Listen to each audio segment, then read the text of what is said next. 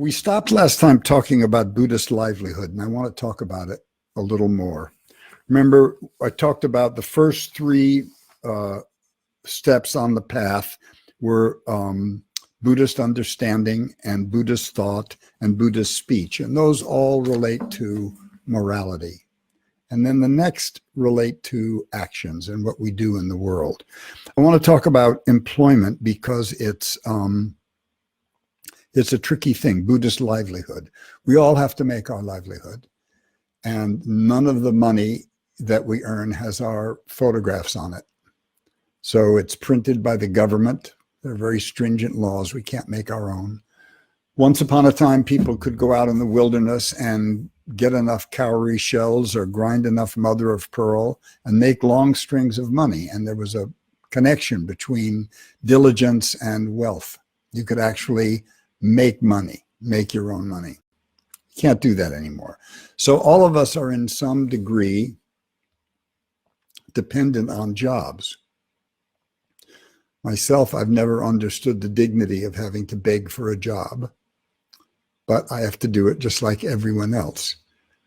And it's always seemed to me that concentrating on jobs hides the original theft of the common goods of the world, which we all use to make our living. But that's here nor there. That's an idea that I toy around with. The fact is, we got to get a job and we got to make money. Question is, as a Buddhist or as a spiritual person, how you do this. I'll tell you a quick story. For a number of years during the time of the 60s and the early 70s, I was a founding member of a group called the Diggers. And the Diggers were trying to come up and imagine a culture that we would rather live in, that wasn't based on profit and private property and status and things like that. And we tried to do all of our activities. We fed 600 people a day in Golden Gate Park, didn't charge anyone. We had the first free medical clinics. We had free stores where you could get food and tools and, not food, excuse me, tools and clothing and furniture and televisions and bicycles, whatever, for no money. And we would run around and we would hustle that stuff up. Not because we thought we were actually going to alleviate poverty, but because we wanted to give the example. If you want to live in a world without money, this is what it might look like. So we also did things anonymously. We didn't take personal credit. When Paul Krasner, who ran a magazine called The Realist, gave us an issue, there were great poets. Allen Ginsberg was in there, Michael McClure was in there, Gary Snyder was in there, I was in there. No one signed their name. So when the time came when the counterculture ended, and my dad had died so far below broke that my inheritance was his fountain pen and his belt. I was a single father, and I had no money and no land. We had lost our farm. And at a certain point, I got a job as a poverty artist teaching in schools for about $600 a month, which was about 4 times what I had been making for the last 10 years. I never made more than $2,500 a year for about 10 years. And then I was working for the governor of California. And then finally, I needed to really make some money. My daughter was getting older. I had schooling. I was going to get married, had to buy a house. And it was a real conundrum for me because suddenly the only skill I had was as an actor. And to go into Hollywood seemed like the world of ego, the world of wealth, the world of status competition, all those things. I didn't know how I could possibly do it without feeling like a hypocrite. So I had to think deeply about it. And what I came up with is applicable to this question of right employment, Buddhist livelihood. I thought I had already been studying Buddhism then for about 5 or 6 years. So I had a framework. So the first thing I realized was there's no pure place to stand outside of the culture we live in. When we're political people, we always imagine that we can. If I criticize something, I'm not part of it. If I criticize you for being greedy, I couldn't possibly be greedy. And we imagine that we are outside the problems that we're criticizing. But that's a mental pet. It's not true. We all turn on the same light bulbs. We all have the same refrigerator. We're all driving some kind of car or using some kind of bus, heating the house, using hot water, using fossil fuels. We could argue about degree, but when we have these arguments, usually we're not arguing about degree. We're actually pretending that we're not participating in the problem we're criticizing. And it creates a duality in the world, and it's not helpful to other people, and it's not helpful to us, because it leads us to a kind of self-righteousness and makes us not look so carefully at what we're doing. I think I said last week, we assume a computer is clean. It doesn't buzz, it doesn't hum, it doesn't throw pollutants into the air. But I just saw a movie of mountains being blown up to mine the crystals that it needs. Same kind of thing that was happening in West Virginia in the coal mines, blowing the tops off mountains. So we participate in that. We participate in the world. So understanding that you have no separate place to stand, you are in the world, it means you are inevitably soiled to some degree. That purity is an idea, it's a nice idea, but there's nothing that's pure because everything is interdependent, dependent origination. If this exists, that exists. My computer exists because the army exists, because the Pentagon exists, because the highways exist, because the trucks exist, because business exists. So I thought, okay, so I'm going to be getting my shoes dirty or my clothes dirty. What's the next part of that? So it occurred to me that if you look for in every instant the most enlightened possibility in that instant, and you consistently do that, choose that over and over again, you're doing the best you can. Every circumstance will bring up a wealth of choices for you. And if you want to be harmless, or if you want to be kind, or if you want to not be an exploiter, you have to review those, and you do your best at picking up the most enlightened one in that moment. And if you do that, you're doing your best. And you have to accept the fact that you can't be as pure as perhaps you'd like to be. You can go to a monastery, and I honestly think that monasteries are extraordinary examples of people living with minimal stuff, minimal possessions, but they're still in the world. And there are many status competitions and jealousies. The buildings are heated, the buildings have electricity, the buildings use enormous amounts of food, but they're doing their best. They're more stringent about that than about some other things. So I thought, okay, I will go to Hollywood. And I made a couple of vows, I will show up on time. I'll always do my best. So that's an important thing. It actually is called right effort, Buddhist effort. And why is that important?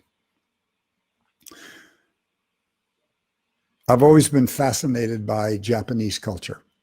My dad was a member of the Nippon Club, which was a Japanese businessman's club. He was a master Go player and chess player. He used to play with Edward Lasker, who was a world grandmaster of chess. And the two of them took up Go in the 50s and became fascinated by the subtlety of this game. And I spent a lot of time around Japanese people. And I was fascinated by their restraint, and they're very much in their bodies, Japanese people. Posture is very important. Form is very important. And yet, so is drinking and getting drunk and having a good time. And they really fascinated me. And the thing about Japan that I've been told, I've never been there, is that it's a culture in which everyone is doing their absolute level best all the time. That doesn't mean that you hit the same high watermark every day. You might have a cold, but you have to do your best that day. And here's the best story I know about doing your best. There was a fellow at Zen Center named Harry Roberts for a number of years, and he was an agronomist and a biologist, and he'd actually been Ginger Rogers' dancing partner at one point in a crazy life. And he was raised by a Yurok Indian shaman from childhood and trained as a medicine man. And the Yuroks were next door neighbors to the Karaks, who were the people that I lived with up on the Salmon River in Northern California. So we knew people in common. And both cultures had a ceremony called the brush dance. And the brush dance was done for sick people. They would put a sick person out in the center of a dancing area. And everybody who came had spent days perfecting their regalia, making the feathers perfect, making it clean, making sure the beads were in perfect place. So Harry said that when he was a boy, he was doing this effort and they were working and working, and he said to his dad, who was actually his stepdad, "Oh, I mean, why do we have to do this way? Nobody's going to know." And he said his stepdad didn't speak to him for 2 days, just didn't talk to him. And that's kind of Indian way. Just let him figure it out. Let him sit with the problem. Don't worry about his little psyche or his comfort. You said something that made me cross enough to be silent for 2 days. You think on it. So finally, when they sat down to talk, his teacher said, "Look, the only way this ceremony works is because everybody is completely convinced that every member of the tribe has put out their best effort, their total effort. Now, if you cheat, you'll imagine that everybody else is cheating. And if you get sick, you'll be out there. You won't have that support. You won't have the evidence that everyone in this tribe has done their absolute best to help you, to maintain you." So in a culture where we think of ourselves as individuals, it's pretty easy to roll off the corner of your best. Oh, I got to be someplace in 10 minutes. I'm too busy today to do my best. It's just me. Who'll know? And if that were all there was to it, if it was just us as individuals, might be right. But as we've been discussing in these talks, there's a both and. And the both and is that we're also all part of one big part of it. We're all ticks on the body of the dog of the universe. So when we let our end down, we're letting the entire world down. We're letting the entirety of creation down because we're lazy, we're tired, we're sleepy, we're thinking about ourselves. So one of the ways in which we express our affection and respect to the universe that we live in is doing our best, the best that we can do. And it's not easy. And because everybody knows it's not easy, when they see the best, they say, "Oh yeah, okay, that's for me. That's for all of us. That's for all of us." And that's what Buddhist practice concentrates on a lot. So you have to get a job. I think I said last week, I had native friends that had to cut down redwood trees. They were loggers. And they didn't like it. They saw these trees as beings, but they had mortgages. This was the work that they knew. This is all they could do. So they would try to cut enough branches and make soft pads on the forest floor so that when the trees fell, they didn't split. And then in the rest of their life, they tried to live modestly so they didn't need more money than they needed. They didn't make more of a demand because they knew that the demand on them was the demand on nature. So as we all look at and think about global warming, something that we have to factor into our idea of livelihood. And maybe we can't be absolutely clear of it. I think it's pretty impossible. The culture's been designed so that we need automobiles or we need some kind of mass transportation. So we can't necessarily avoid that. But you can try to limit it. You can make an effort to do your best in whatever capacity. You can make an effort to reduce the amount of money that you need. As an individual, it's fine. You just do whatever you can afford. Buy the best car you can afford. But if it's a 500 horsepower car, you're actually hurting the rest of us because you like that. It's not easy, and there's no one else that's going to be your judge, or you shouldn't allow anyone else to be your judge. But in order for that to be the case, you have to do your best. And you have to say, how much do I really need? What's enough? What's my number? How much do I need to retire? How much do I need to make to pay for my kids' school and this and that? If it's just you, there'll never be enough. But if it's all of us, just thinking about it puts you in balance with the rest of the universe and the other people in your culture. And it's a little frightening to me that we're so lax at that. Because it's pretty obvious that there'll never be enough alternative energy to run a culture that's not sustainable. I live in a 1,700 square foot house. We could put 25 Guatemalans in it, and they would live that way in Huehuetenango or Comalapa. Not just because they're poor, but because they have a worldview that describes how much they need. So changing my light bulbs isn't enough, but I change my light bulbs. Driving an electric car that I charge on solar panels isn't enough, but I do that. I do that for my granddaughter. I do that for everyone else who's breathing oxygen. I do it for all the animals who need water and who need forest and who need habitat. It's not pure, but it's doing what we can. It's making right effort, Buddhist effort. And unless you've made that effort, you really don't have a place to judge other people. We can be critical, but it's not like we're different from them. We're just giving ourselves little holidays in different places where they are. So one of the reasons to practice is to kind of raise the stakes of not only your own game, but the universe itself. So I talked about effort. Oh yeah, I want to talk a little bit about mindfulness. This is the last thing, because this closes the circle back to right view or Buddhist understanding. So in terms of spiritual practice, mindfulness is really pretty specific.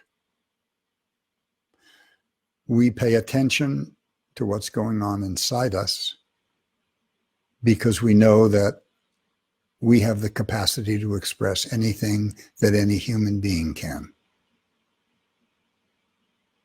No matter how spiritual we think we are, envy floats through us, rage floats through us, disgust floats through us, judgment floats through us. And it's up to us to keep our internal house in order, to do the house cleaning, to dust and clean and sweep out all the corners, not let it out past our teeth. That's what we can control. And the only thing that we can control in this universe is our intention. Our intention to be kind, our intention to be responsible, our intention to be a developed person. And you've seen when you sit Zazen how hard it is to follow your intention. Some of you maybe got to 3 in your counting. Some maybe got to 7. Some maybe congratulated themselves on the first round. Wow, I got to 10. The next round, you'll be lost. It's okay.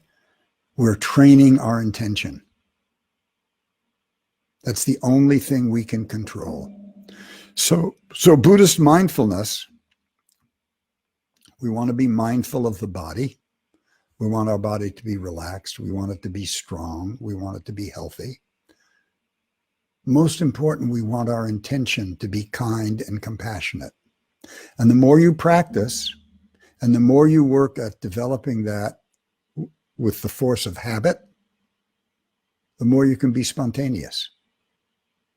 If you haven't done that, sometimes a quick remark or a rejoinder actually leaks a little jealousy or a little competitiveness or a little envy, a little anger. If you don't know that you can do that, you're a really dangerous person. I do it. I do it all the time. Buddha probably still does it. This is why we call it a practice.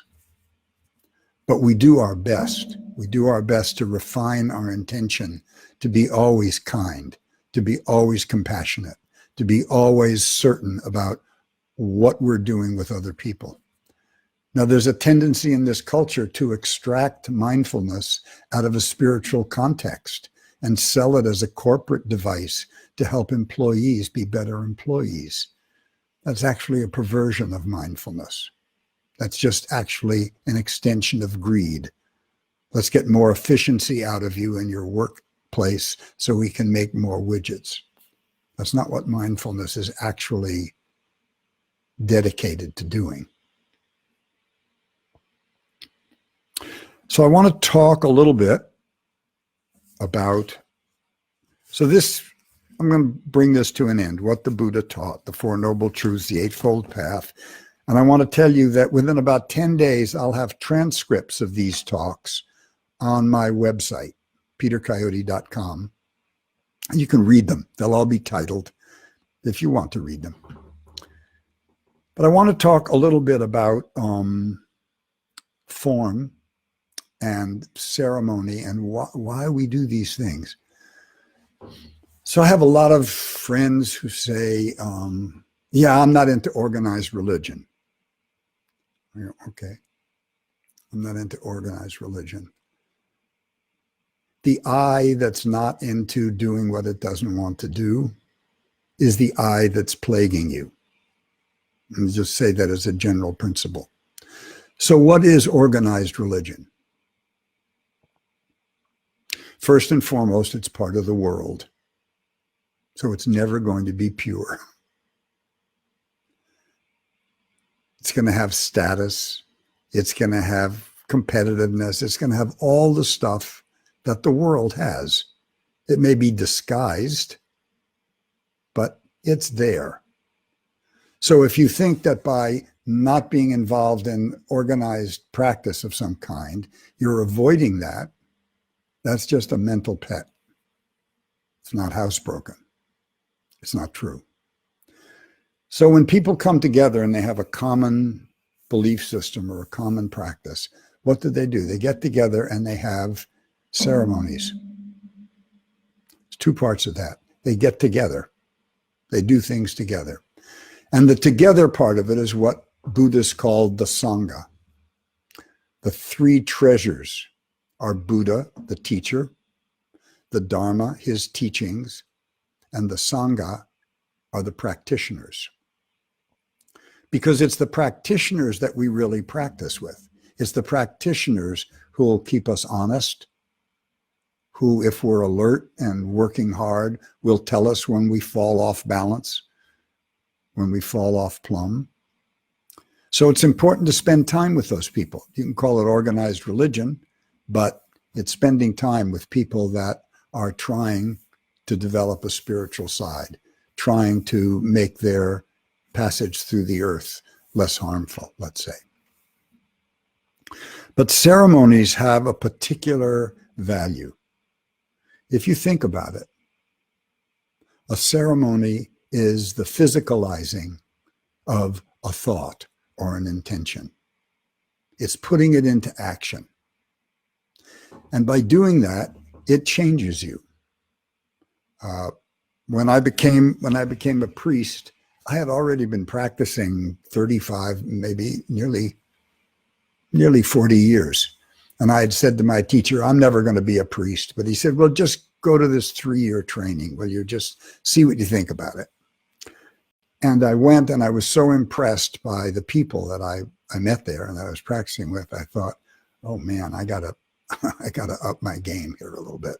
So I asked my teacher, could I work for ordination?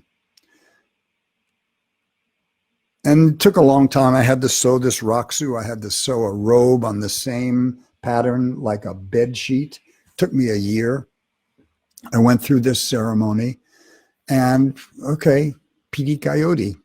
I got a black robe. But about 6 months after I'd been through the ceremony, I'd started to realize I'd become a priest, and the implications of that began to grow. So as a priest, I do a lot of weddings. And weddings are a ceremony that are familiar to all of us, but we never stop to analyze it too much. So 2 worlds come together, the groom's world and the bride's world. They may never have known each other, and they come together in a place to witness this ceremony. Why couldn't they just go in the living room and say, Mom, Doug and I are hooking up. See ya. Because these kind of commitments really create a new world, and it's serious business. It's not just that they're going to have children and new genes are going to be there, but a new organism's been created. The bride's family, the groom's family, they're coming together and they're offering their children. And when you take vows, a vow is really different than a promise. Promise is pretty easy to break.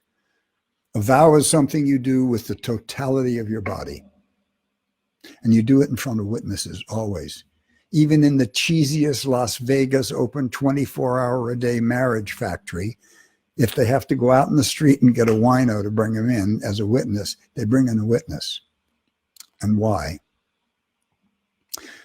Because in a marriage, not only are the bride and groom being married, but they are also joining that community. They're being married to the community. And the community has to witness because the community has responsibilities. She's a bride now. This means the men have to stop hitting on her. They have to treat her with respect. They have to help this couple as a community to support their marriage. The women can't be flirting with this guy, can't be trying to drag them into their bed. They have to help this marriage. So when these vows are taken in front of witnesses, what makes them so binding and so formal is the witnessing. The witnesses are a critical part of the ceremony.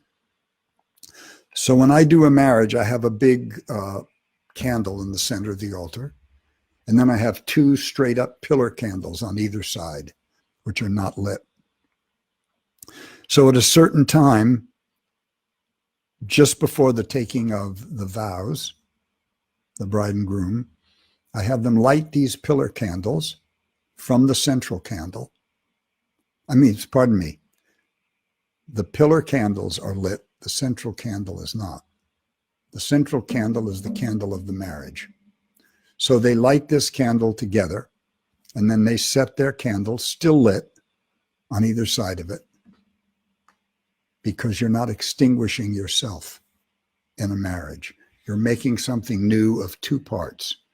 I don't lose my left hand and my right hand when I put them together, but I've made something else.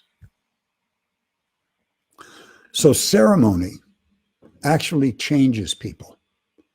And it changes you by literally moving you through the paces, certain levels of ceremony, without which everything is casual. And if everything is casual, everything is completely mutable. It's hard to fix your intention. If you're just living together and you get in a fight, it's pretty easy to say, oh, I don't have to put up with this crap. I'm out of here. But if you're married, if you've been through this ceremony, if you've been taking these vows in front of witnesses and family, you tend to think, I do have to put up with this. I do have to change this somehow. I have to contend with this. And it makes us go deeper. It doesn't always work. I mean, I've been divorced twice. And the first time I was married in a Buddhist temple in front of 80 chanting witnesses in robes, and I took these vows publicly. And when you do that, anyone who's ever been through a divorce will tell you it damn near kills you. And part of what kills you is not just the minutia of hassling up the, who gets the kids, who gets the dog, but the fact that you're severing these ties of community, you're severing these vows, and they have a really terrible cost. So I'm saying this today to invite you to look at form and ceremony and coming together to practice, to have some spiritual worship in a different light, less scientific, less individually oriented, more toward what am I delivering myself to? What am I helping to make here? What is my intention? And if your intention is right, you can let a certain amount of stuff go right off your back, water off a duck. You just keep your intention fixed. And it's why even in the midst of some very wealthy and corrupt great minds and great thinkers, it's not like they don't see it. Thomas Merton.